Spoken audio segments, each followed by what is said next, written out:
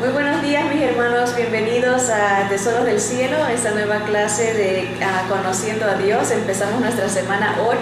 Acuérdense que cada semana va a tener 5 días de clases en el mismo tema. El tema que nos ocupa esta semana de estudio va a ser el evangelismo, conociendo a Dios y entender qué es el evangelismo.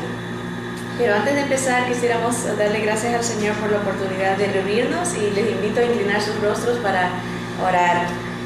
Amado Señor, te bendecimos y te damos gracias porque tú eres la verdad, la vida, Señor, eres el camino. Señor, entendemos que tú viniste para revelarte, para que podamos conocerte, Señor. Ayúdanos, abre los ojos de nuestro entendimiento para entender tu revelación, entender quién eres tú y a quién tú has enviado, Señor.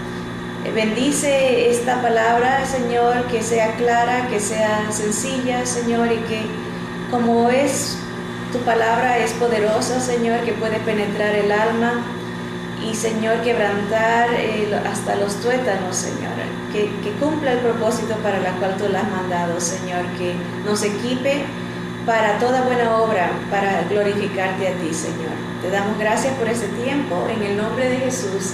Amén, amén. Pues bienvenidos todos, hermanos. Hoy consideraremos la segunda de las 3 maneras que la iglesia puede mostrar al mundo lo que sabe acerca de Dios. Recordemos cuáles eran las 3 formas en que la iglesia puede comunicar su conocimiento de Dios. Es a través de la adoración, el evangelismo y el servicio cristiano o las obras de obediencia, ¿verdad? Hemos estudiado ya por una semana lo que es adoración, la adoración que Dios busca, la adoración que Dios rechaza, la adoración que a Dios le complace, ¿verdad? Porque la idea es hacer las cosas de acuerdo a la voluntad de Dios y no de acuerdo a nuestras emociones, ¿verdad? A veces nos hemos estado acostumbrando a buscar complacencia, ¿verdad? Buscar algo que nos agrade y no buscamos lo que Dios determina y dedicamos un buen tiempo para explicar eso. Ahora vamos a la segunda forma de cómo la iglesia puede mostrar a los demás lo que cree y sabe de Dios. Y hoy estamos en la segunda forma, que es el evangelismo. Muchas personas nunca leerán liturgia religiosa o quizás nunca escucharán los sermones, pero definitivamente podrán leer nuestra visión de Dios en la manera que les presentemos el evangelio. Pero al igual que no toda la adoración es aceptada por Dios, asimismo no todos los esfuerzos evangelísticos, pueden corregir ahí es la palabra evangelísticos, no todos los esfuerzos evangelísticos son iguales ante los ojos de Dios. Algunas maneras de testificar al perdido son elogiadas por Dios, mientras que otras maneras son condenadas, ¿verdad? Vamos a ver el contraste de esto leyendo unos cuantos versículos, pero eso es verdad.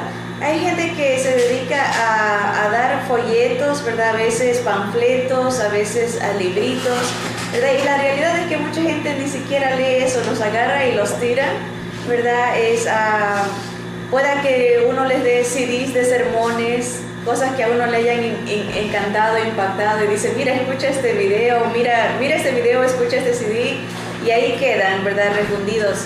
Pero una cosa que nunca podrán rechazar es una conversación directa que uno tenga con ellos de la palabra de Dios. Porque si le regalamos un libro, si le damos un CD, pueden dejarlo a un lado. Pero si tomamos el tiempo de conversar, ese es el impacto poderoso que el Señor puede hacer a través de nosotros cuando damos el evangelio. Ahora, ¿qué quiere decir evangelio? Simple y llanamente las buenas noticias.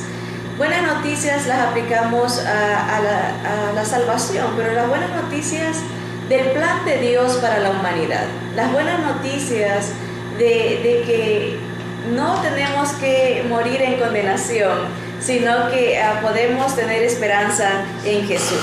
Pero bueno, sigamos adelante y vamos a ver este contraste del cual hablamos, de que hay esfuerzos evangelísticos que no son aceptados por el Señor y otros que sí le agradan.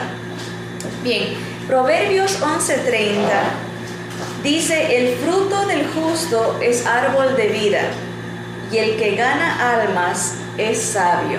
Un versículo tan pequeñito pero con tanta profundidad de verdad, ¿no? El resultado de una persona que está con Jesús, que es justa, que tiene la justificación de Jesús, va a haber vida. El Señor mismo lo dijo, el que creía en Él, de su interior iba a haber una fuente que salpique para vida eterna, para otros. El Espíritu Santo, la presencia de Jesús en nosotros, nos iba a equipar para que nosotros podamos ser de bendición a otros al dar un mensaje de salvación en Jesús. Y eso es lo que dice, el fruto, el resultado de estar con Jesús, el producto de ser una nueva criatura en Cristo, es un árbol de vida, trae bendición a otros. No puede, es una contradicción decir a alguien, yo creo en Dios, adoro a Dios, y ser egoísta y no dar la bendición que se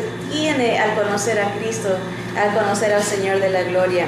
Por eso va de la mano. Miren qué interesante, dice, el fruto del justo es árbol de vida y el que gana almas es sabio. Va de la mano el ser generoso al compartir con otros la bendición que hay en Jesús. Va de la mano el dar las buenas noticias, el evangelizar, ¿verdad? Es muy triste ver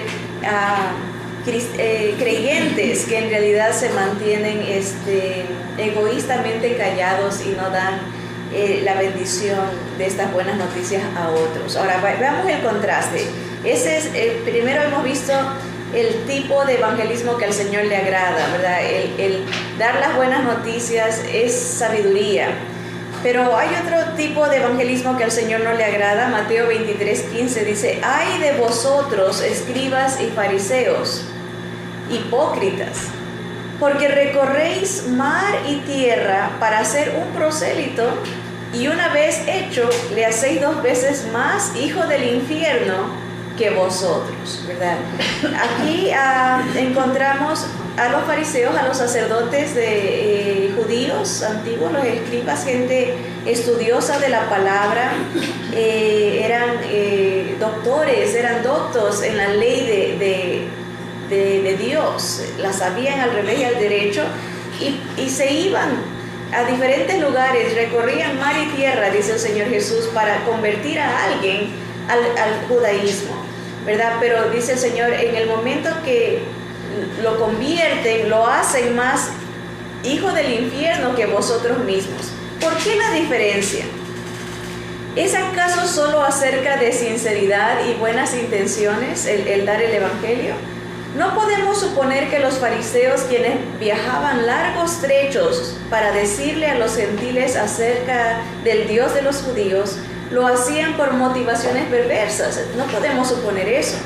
Puede que sí hayan estado engañados por el legalismo y su autojusticia, pero eso no significa necesariamente que hayan hecho esos esfuerzos por convertir a otros sin sinceridad.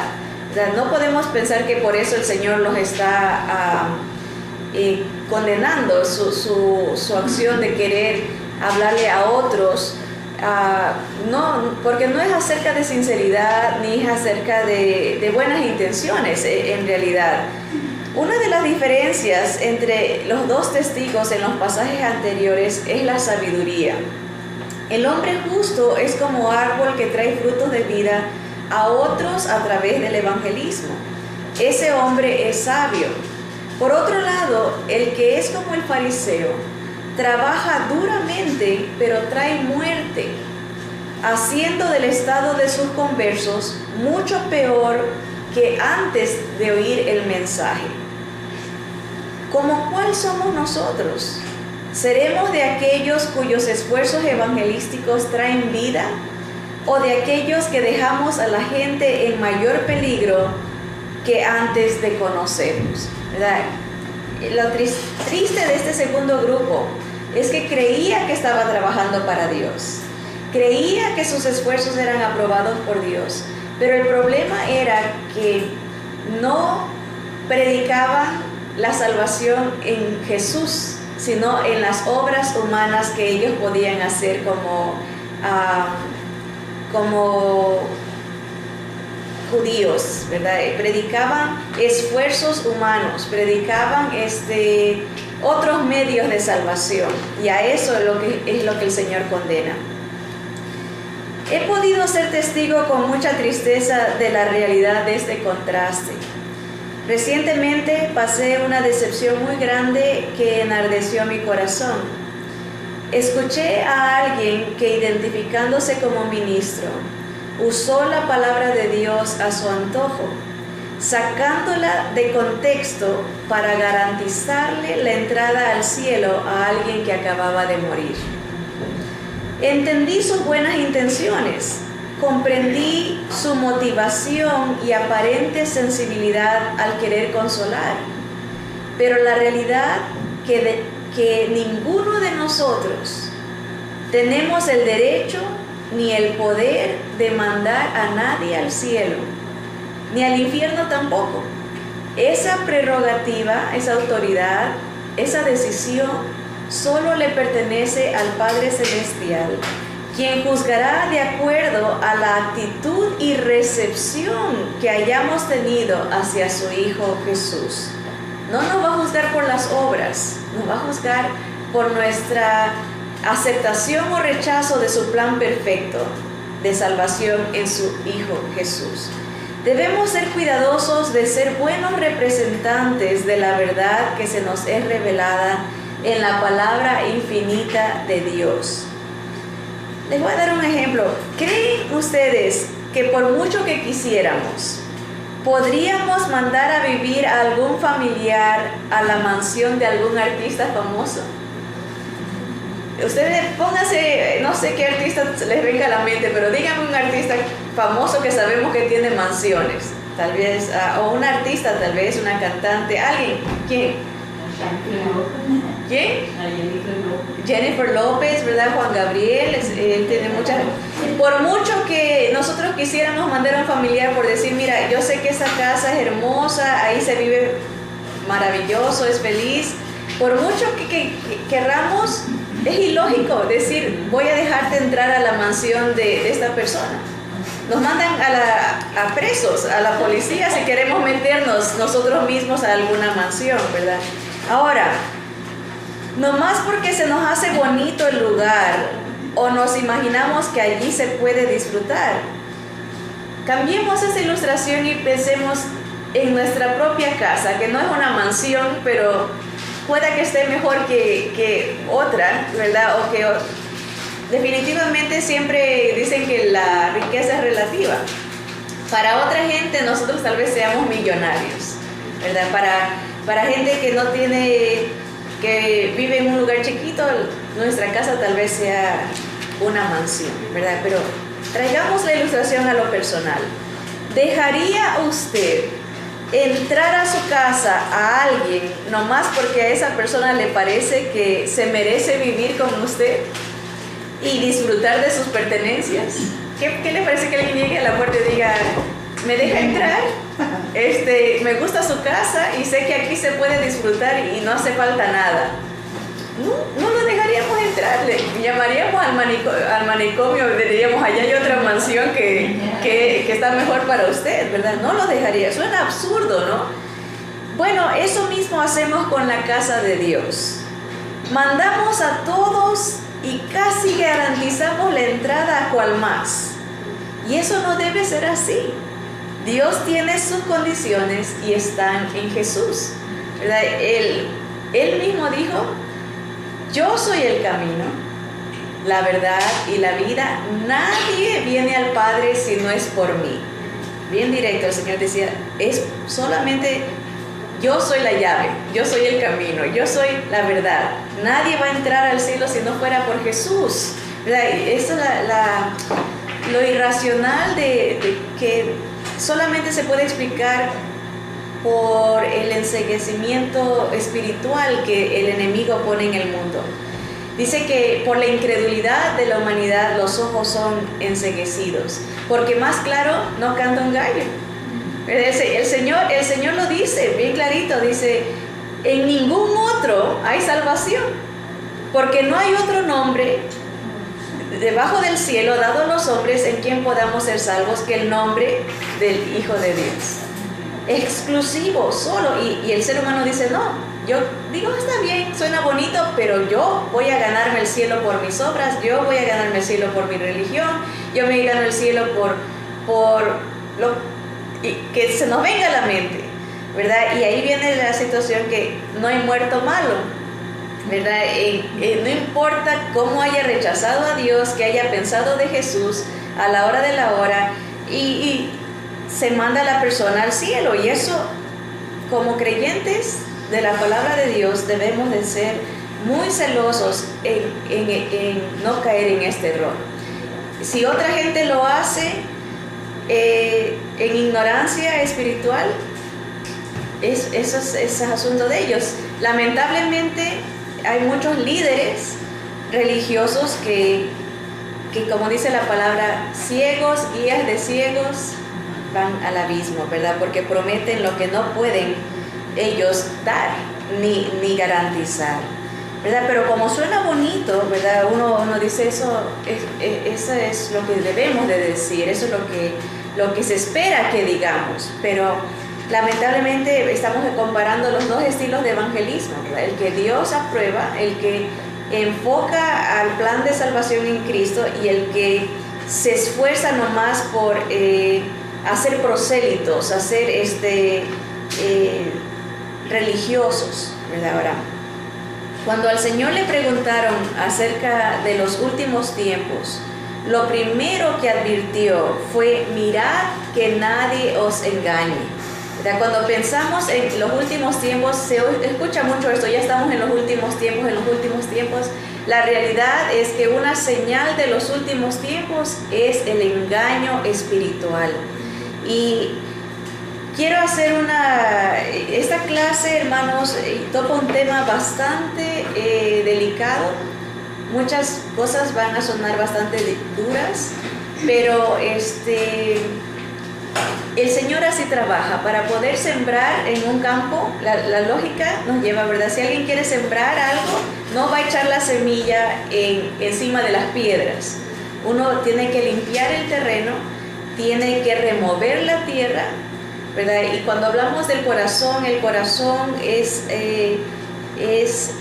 el terreno donde el Señor quiere sembrar su palabra, ¿verdad? Y a veces hay piedras, hay ideas, hay terrenos pedragosos, ¿verdad? Que son conceptos que a veces tenemos, ideas que se han formado, y el Señor tiene que remover eso. Y como es carne, el corazón duele, ¿verdad?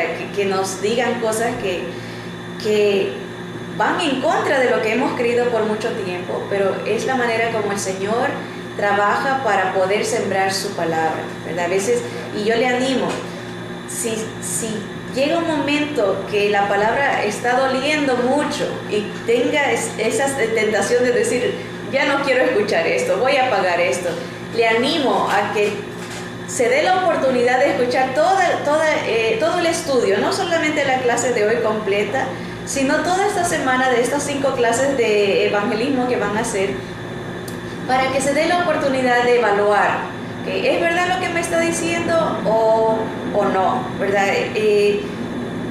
Quiero escuchar para ver si tiene razón o no. Vamos a analizar como hacían de la iglesia de Berea, ¿no? En la iglesia antigua de los primeros cristianos, ellos escudriñaban, analizaban. Alguien venía a predicar, vamos a ver si es cierto, a comparar con las escrituras, ¿verdad? Cuidar nuestro futuro eterno, ¿verdad? Cuidar nuestra eternidad, ¿verdad? Tan poca importancia le damos muchas veces a lo espiritual. Pero sí, les animo a que no se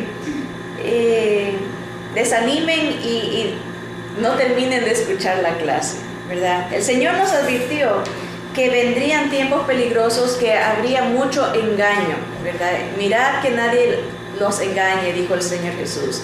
Los apóstoles también advirtieron que si aún un ángel del cielo viniera y nos diera otro evangelio, que sea considerado maldito y que no le creyésemos. ¿Se pueden imaginar?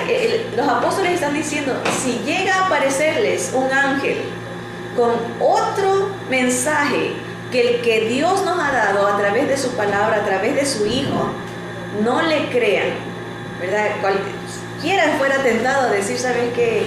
Fue un ángel que se me reveló. ¿Cómo no le voy a creer si fue un ángel que vino del cielo a dar este mensaje? Los apóstoles dijeron, sea maldito, si trae otro evangelio, sea maldito, ¿verdad? Y no le crean. Ahora, jugar con el destino eterno de un alma es gravísimo. Por eso que un maestro bíblico, un líder espiritual, un pastor, una persona que se pone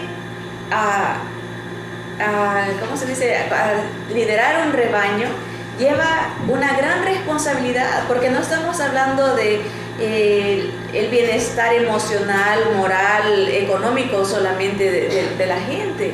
Se está hablando del destino eterno de una persona. Es gran seriedad, es grave cuando alguien se pone a enseñar nomás porque siente que quiere enseñar sin apegarse a la palabra del Señor. Y vamos a ver algunos ejemplos de gente que hizo eso en el pasado y cómo reaccionaba Dios. Vivimos tiempos peligrosos donde hay muchos supuestos evangelios, supuestas buenas noticias. Son predicados y parecieran traer paz, pero lo único que hacen es desviar de la verdadera fe en Jesús, el Rey que pronto viene. Lo que hacen estos evangelios es tumbar a los que no están bien parados con el conocimiento de la palabra, que nos revela a un solo Salvador, un solo Señor, un solo Rey, Jesús. Cualquier evangelio que ponga a cualquier otra persona como Salvador o como Señor o como Rey, no es el evangelio de las Escrituras. Asimismo, esta misma palabra nos explica la razón por qué solo puede ser Él el Salvador. Entre los muchos otros evangelios que se predican hoy, evangelios entre comillas, está el evangelio de la prosperidad. A eso también se conoce como el evangelio de las palabras de fe. Eso se ha metido mucho en las iglesias protestantes, ¿verdad? Que es que tienes que declarar positivamente lo que quieres de Dios.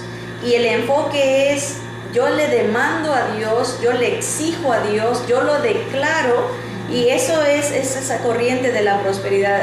Esta semana precisamente escuchaba que había salido que alguien había dicho que había hecho un pastel y declaraba que las calorías no le iban a engordar, ¿verdad? Que en el nombre de Jesús las calorías las rechazaba, ¿verdad? Hasta absurdo, ¿verdad? Nos da risa, ¿verdad? Pero hay gente que para ellos eso es el evangelio, tener poder para declarar y mandarle a Dios y reclamarle a Dios. Eso se ha generalizado y no se predica salvación, sino satisfacción.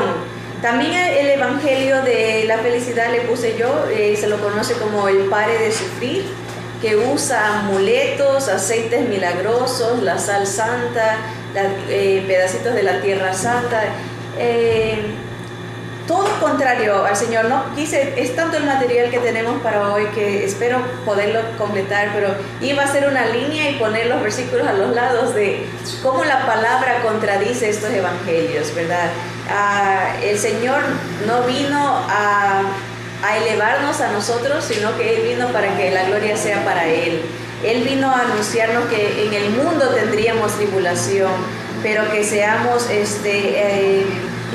valientes, ¿verdad? Que Él ya había vencido al mundo. Completamente contrario a estos evangelios. Hay el evangelio de la justicia social, que es la liberación de la opresión, y esa corriente de que viva con propósito es basada al evangelio de la justicia social, ¿verdad? De que hay que ayudar al pobre y hay que satisfacer las necesidades físicas de la humanidad. Eso es lo más importante, y promueven la unión de religiones. Dicen, hablar de Jesús eso es anticuado, porque eso divide. Hay que hablar del amor, hay que hablar de la unidad, de la ayuda social, ¿verdad? Y el gobierno instituyó una corriente donde todas las religiones tienen la ayuda del gobierno para influenciar en la sociedad, y eso se lo ve alrededor del mundo, el evangelio de la justicia social. También tenemos el evangelio de la autosuperación, el tú puedes, ¿verdad? Mensajes enfocados a levantar el ánimo de la gente, mensajes solamente de motivación, ¿verdad? Y ese no es el evangelio de Jesús, ¿verdad? El mensaje humanista de levantar al hombre a que es acerca del hombre y todo del hombre, ¿verdad? También hay el evangelio de la religiosidad, que es con ir a la iglesia es suficiente. ¿Cuánta gente cree así, verdad? Ya complacía a Dios y ya.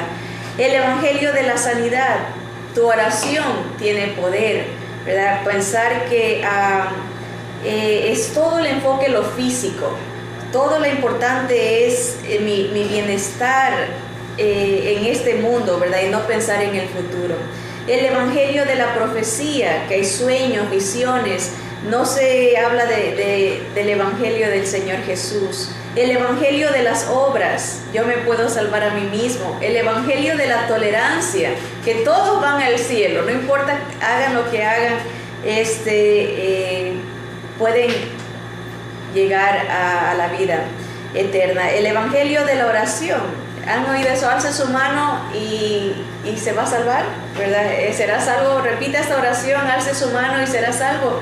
Eso nunca se dice en la Biblia. No, ese no es el evangelio de Jesús, ¿verdad? El evangelio de nuevas revelaciones, donde la Biblia es secundaria. El evangelio de milagros, donde lo físico es más importante que lo espiritual. El evangelio de otros salvadores, cualquier cosa o persona puede salvar. El evangelio de que Jesús no es Dios, dice que es un ángel nomás o solo un profeta.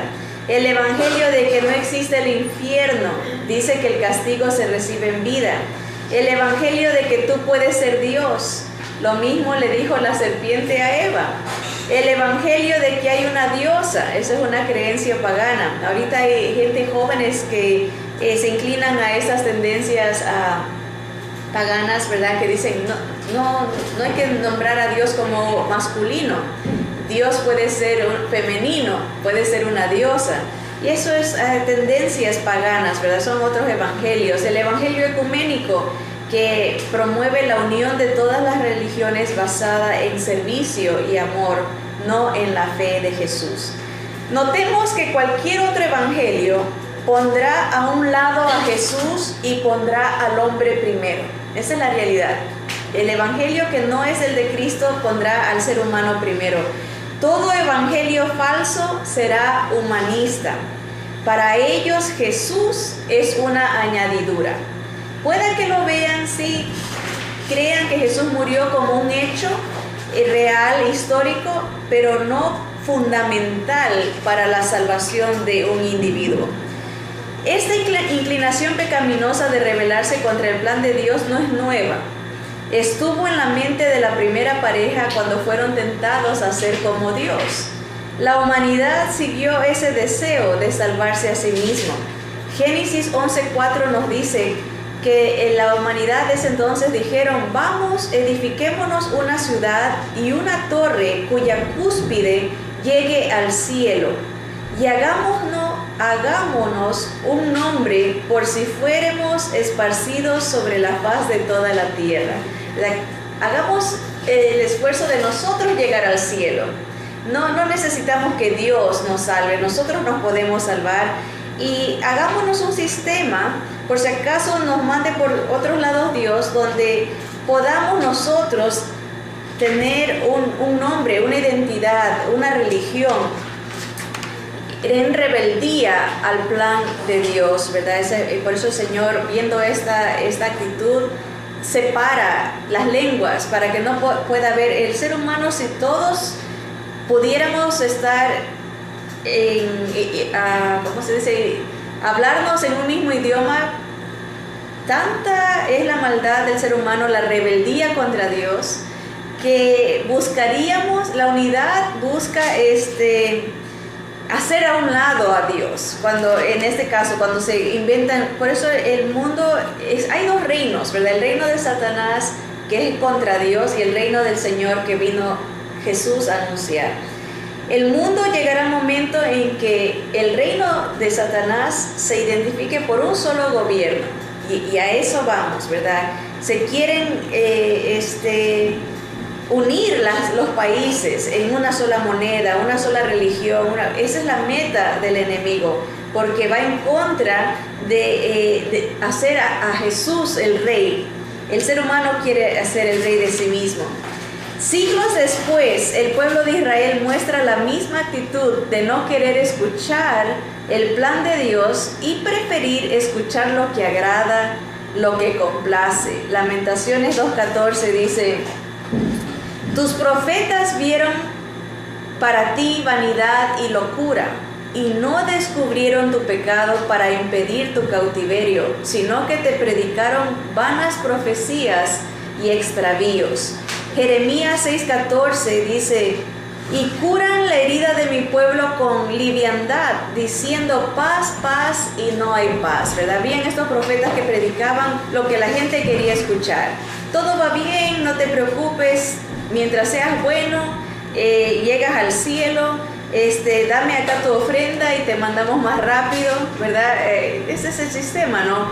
Aprovecharse del pueblo, decir, puedes comprar tu salvación, ¿verdad? Jeremías 8 del 5 al 10 dice el Señor: porque es este pueblo de Jerusalén rebelde. Pregunta: ¿por qué es este pueblo de Jerusalén rebelde, con rebeldía perpetua? Abrazaron el engaño y no han querido volverse. Escuché y oí, no hablan rectamente, no hay hombre que se arrepienta de su mal, diciendo: ¿qué he hecho? Cada cual se volvió a su propia carrera, como caballo que arremete con ímpetu a la batalla. Aún la cigüeña en el cielo conoce su tiempo, y la tórtola y la grulla y la golondrina guardan el tiempo de su venida.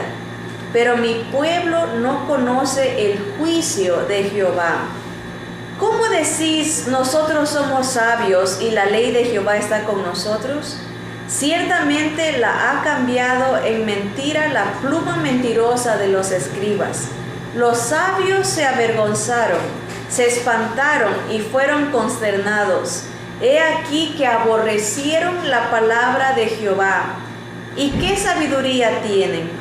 Por tanto, daré a otros a sus mujeres y sus campos a quienes los conquisten, porque desde el más pequeño hasta el más grande, cada uno sigue la avaricia. Desde el profeta hasta el sacerdote, todos hacen engaño. En la triste realidad, cuando se rechaza la palabra de Dios, hay consecuencias, ¿verdad? Hay desvarío, hay pérdidas, hay sufrimiento. Zacarías 7, 11 al 14, sigamos viendo esta actitud rebelde de no querer aceptar el plan de Dios. Dice el versículo 11, Zacarías 7, pero no quisieron escuchar, antes volvieron la espalda y taparon sus oídos para no oír, y pusieron su corazón como diamante para no oír la ley ni las palabras que Jehová de los ejércitos enviaba por su espíritu, por medio de los profetas primeros. Vino por tanto gran enojo de parte de Jehová de los ejércitos, y aconteció que así como él clamó y no lo escucharon, también ellos clamaron y yo no escuché, dice Jehová de los ejércitos, sino que los esparcí con torbellino por todas las naciones que ellos no conocían, y la tierra fue desolada tras ellos, sin quedar quien fuese ni viniese, pues convirtieron en desierto la tierra deseable. Hay consecuencias. El Señor dice: mira, no me quieres oír mi plan, mi palabra. Cuando tú clames a mí, yo tampoco te voy a oír. Llega un momento, ahorita estamos viviendo tiempos de gracia, un tiempo que el Señor tiene paciencia y está dando oportunidades que la gente venga al arrepentimiento y reconozca al Señor como su único Salvador. Pero la gente dice, no quiere oír. Aquí decía, se volvieron la espalda, tapaban sus oídos, hicieron su corazón duro y decían, no, nosotros estamos bien. No quisieron la palabra del Señor que Él enviaba a través de su Espíritu, a través de los profetas. Algo interesante que los profetas siempre decían, así dice el Señor, así dice Jehová. Pero cuando viene el Señor Jesús, Él no decía, así dice Jehová. Él decía, yo os digo. Él se declaraba Dios, ¿verdad? Ya no venía a declarar la palabra como de un tercero, sino como de sí mismo. Yo soy Dios, así digo yo. Oíste que fue dicho, no matarás. Yo os digo que si te enojas contra tu hermano, eres culpable de juicio. Oíste que fue dicho, no adulterarás. Yo os digo que el que ve a alguien con deseos lujuriosos ya cometió adulterio en su corazón. El Señor está revelando su plan de salvación al revelarnos nuestra condición y nuestra necesidad de Él, ¿verdad? Isaías 39 sigue la actitud del pueblo. El Señor nos está narrando que esa es la actitud de mucha gente hoy. Isaías 39 al 13 dice, porque este pueblo es rebelde, hijos mentirosos, hijos que no quisieron oír la ley de Jehová, la palabra del Señor, que dicen a los videntes, no veáis, y a los profetas, no nos profeticéis lo recto, decidnos cosas halagueñas, profetizad mentiras, dejad el camino, apartaos de la senda, quitad de nuestra presencia al Santo de Israel. Por tanto, el Santo de Israel dice así, porque desechasteis esta palabra y confiasteis en violencia y en iniquidad, y en ello os habéis apoyado, por tanto os será este pecado como grieta que amenaza ruina, extendiéndose en una pared elevada cuya caída viene súbita y repentinamente. ¿Sigues rechazando mi plan? ¿Sigues despreciando mi palabra? El Señor dice, te va a venir ruina repentina, ¿verdad? Va a venir de a poquito, pero viene, ¿verdad? A veces ese es el problema, que uno piensa que el Señor no hace nada y es indiferente a los llamados de atención, es indiferente a las advertencias que el Señor está mandando, ¿verdad? Los juicios temporales. Amós 8, 11 y 12 dice, he aquí vienen días, dice Jehová el Señor, en los cuales enviaré hambre a la tierra, no hambre de pan, ni sed de agua, sino de oír la palabra de Jehová. E irán errantes de mar a mar, desde el norte hasta el oriente, discurrirán buscando palabra de Jehová y no la hallarán. Eso cuando dice de hambre no está hablando de que la gente va a desear comer, no, está hablando de que va a haber necesidad, va a haber vacío, va a haber una sequía de predicadores de la palabra. Como hemos visto, hay tantos evangelios, tanta confusión, tanto mensaje humanista, que el ser humano está vacío. No hay, son muy pocas las oportunidades donde verdaderamente se presenta el evangelio puro de la palabra del Señor. La gente no lo quiere oír, porque quiere cosas que halaguen. Por eso decían, dinos cosas halagueñas, aunque sean mentiras, pero háblanos de paz, de gozo, háblanos de cosas que nos agraden escuchar. No nos hables de la santidad de Dios y su juicio y de su plan estrecho de salvación solo en Jesús. Pablo al joven Timoteo le decía en la segunda carta que le mandó, capítulo 4, te encarezco delante de Dios y del Señor Jesucristo, que juzgará a los vivos y a los muertos en su manifestación y en su reino. Miren, a veces leemos muy rápido esto. Le dice, mira, te demando, te encarezco, te encargo fuertemente que prediques la palabra, ¿verdad? Pero antes de decirle eso, le dice, te lo pido delante del Dios Padre y de su Hijo quienes van a juzgar a los vivos y a los muertos, ¿verdad? Bien exclusivo, Dios es el que va a juzgar. Y su Hijo, ¿verdad? Dice, delante de Dios y del Señor Jesucristo, son uno, obviamente, ¿verdad? Dios Trino, ellos van a juzgar a los vivos y a los muertos. No van a hacer sus obras, no va a ser su religión, no va a ser su posición social, no va a ser su conocimiento bíblico, no va a ser si alzó la mano o no, va a ser Dios mismo el que juzgue a los vivos y a los muertos cuando en su manifestación, cuando Él venga y en su reino.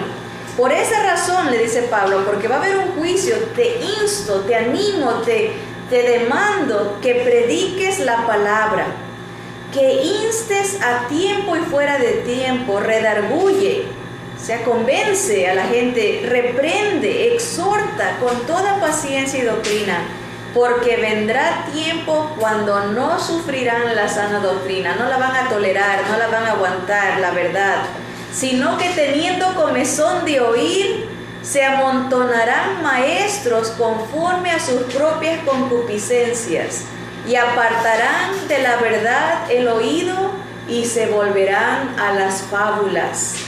Pero tú sé sobrio en todo, soporta las aflicciones, haz obra de evangelista, cumple tu ministerio, porque yo ya estoy para ser sacrificado, le decía el apóstol Pablo, y el tiempo de mi partida está cercano.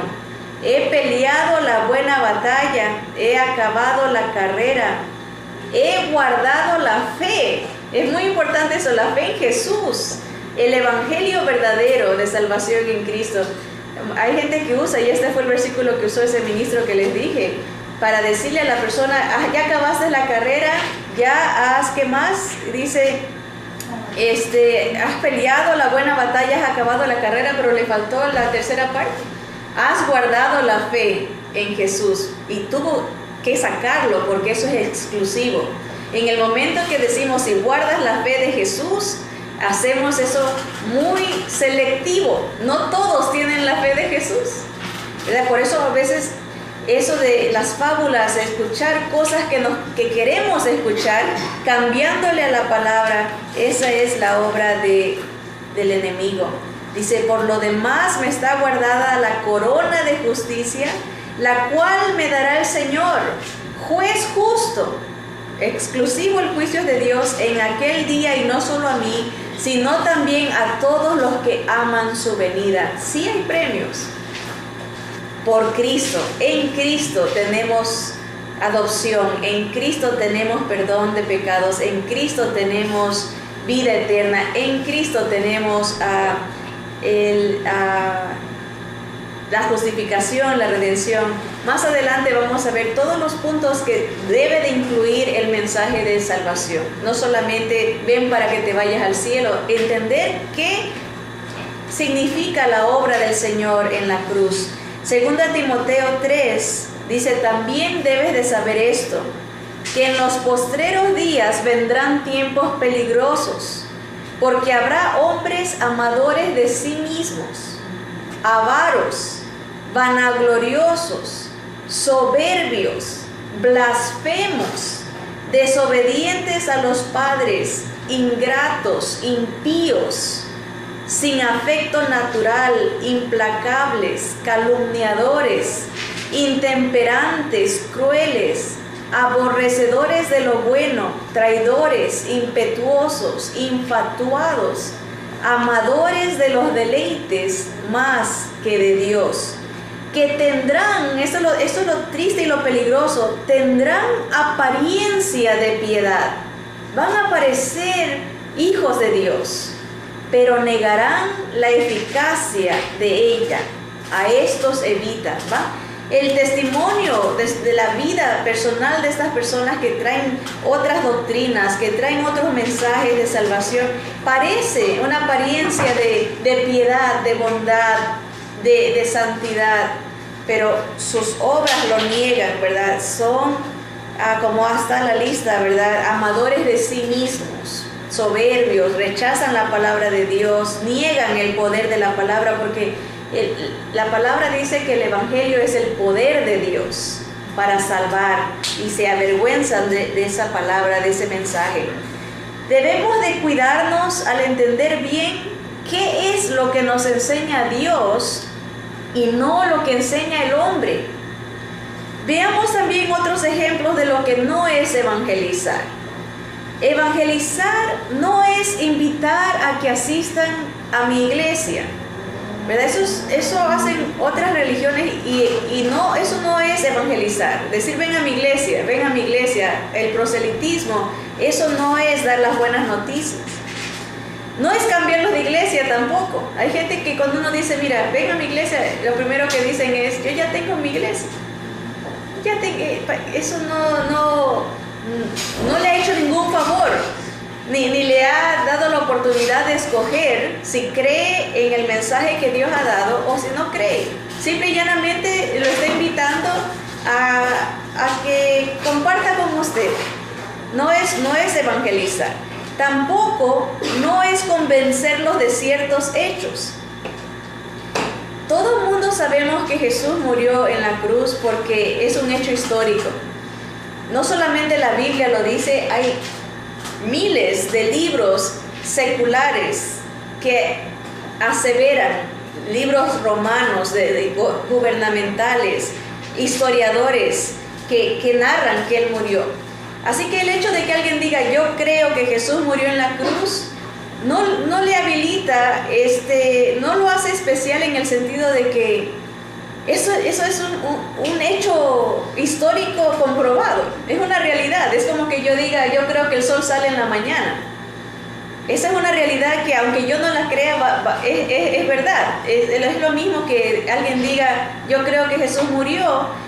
El hecho de, como dice aquí, de convencer a alguien de ciertos hechos, no es evangelizar. Por ejemplo, si este mismo predicador dijo, después de asegurar el cielo a esta persona, le dijo a los que estaban presentes, repitan conmigo esta oración. Y todos empezaron a repetir, pues él está diciendo, repitan conmigo esta oración. Jesús, te acepto como mi Salvador. Jesús, te acepto como mi Salvador. Te doy gracias porque me das vida eterna. Te doy gracias porque me das vida eterna.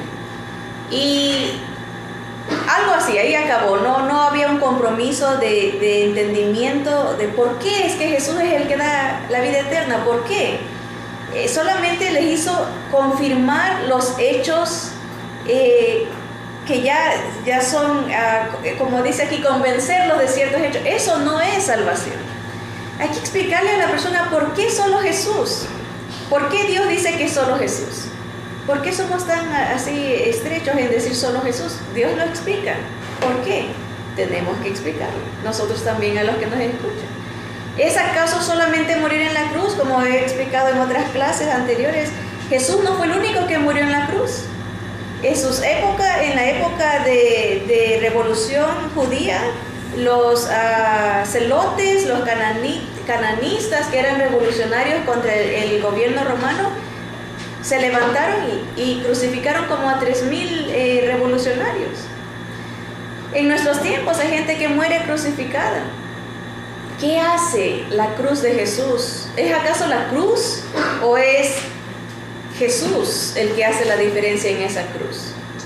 ¿Verdad? Hay gente que tiene fe en la cruz, pero es Jesús en la cruz, ¿verdad? Entonces, no es solamente hacerlos confirmar, de decir, oh sí, yo sí creo. Dice la Biblia que hasta los demonios creen y tiemblan. Eso es lo que me maravilla, que la fe del demonio es muchas veces más real que la del ser humano, porque el ser humano dice, yo creo, pero no me importa y vivo como yo quiero.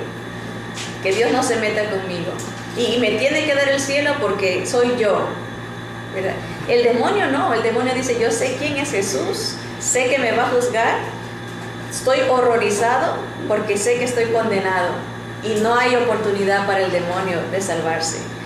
Y él así reverencia a Jesús y algún día lo va a adorar también. Se va a doblar toda rodilla del que está en el cielo, en la tierra y debajo de la tierra. Todos los muertos nos levantaremos, si ya hemos muerto, y nos vamos a arrodillar y confesar todos, ricos, pobres, no importa qué raza seamos, vamos a confesar que Jesús es Dios y Señor de todo, ¿verdad? Aún los demonios lo harán, ¿verdad? Así que tenemos que entender lo que no es evangelizar para no caer en eso de querer dar falsa esperanza a alguien o nosotros mismos engañarnos pensando que estamos sirviendo al Señor cuando en realidad estamos siguiendo corrientes humanistas. Entonces, el tiempo se nos ha ido, pero vamos a tratar de rápidamente leer lo que es evangelizar. En las próximas clases vamos a dedicar más tiempo para esto. En gran escala, la respuesta se encuentra en el tema de la sabiduría espiritual. Sabiduría es la diestra o hábil aplicación del conocimiento. Si yo sé algo, por eso es que no se puede evangelizar si no se sabe primero la palabra. Hay gente que dice, yo digo que el Espíritu me va a revelar.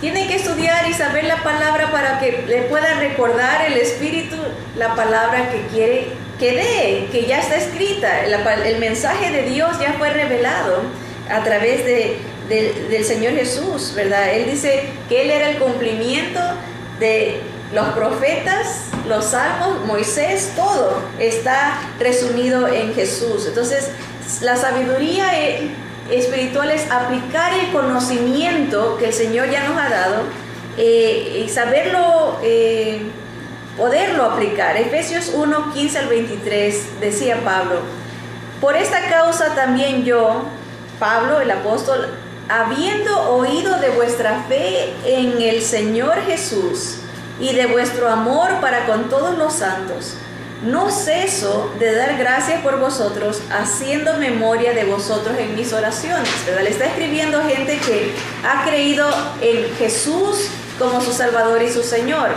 Versículo 17: para que el Dios de nuestro Señor Jesucristo, el Padre de gloria, os dé espíritu de sabiduría y de revelación en el conocimiento de Él. En otras palabras, la gente creyó en Jesús, lo vio como Salvador, como Señor, pero de todas maneras tenía que haber un crecimiento en el conocimiento de quién es Jesús, ¿verdad?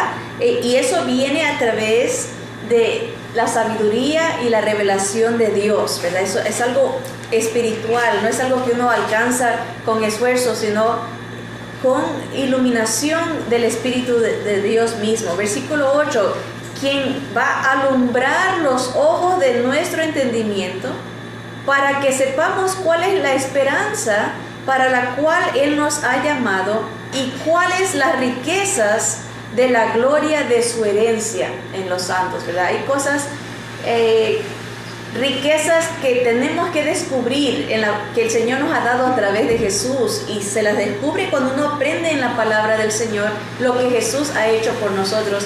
Una vez una hermana me dijo, de otro ministerio, dice: esto de dar el evangelio ya se hace repetitivo, la gente ya sabe, ya está en lo mismo y lo mismo. No entiende las riquezas, ¿no? Porque riquezas de la gloria de Cristo, yo creo que ni siquiera en la superficie hemos escarbado de la belleza, la gloria, las riquezas que hay por Jesús y en Jesús, ¿verdad? Y Pablo oraba para que los hermanos crezcan en esta sabiduría, en esta revelación. Dice el versículo 19: y aprendan cuál la supereminente grandeza de su poder para con nosotros los que creemos. Dios es real y es poderoso y está en nosotros.